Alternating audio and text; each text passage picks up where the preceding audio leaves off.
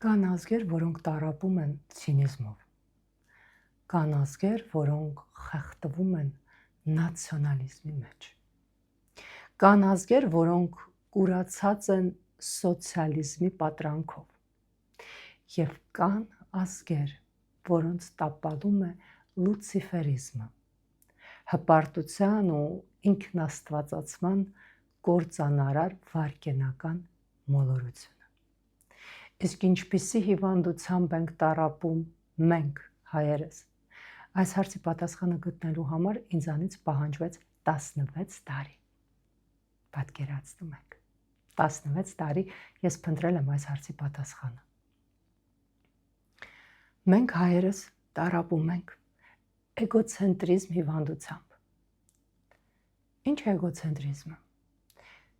Պարճ, կարճ, կոնկրետ։ Էգոցենտրիզմ հիվանդությունը դա այն հիվանդությունն է, որտեղ մարդը տառապում է միայն իր եսի համար։ Ամեն ինչ պտտվում է իմ շուրջ։ Ես ամեն ինչ անում եմ միայն ինձ համար։ Իմ բակը, իմ տունը, իմ գրպանը։ Եթե իմ դարպասից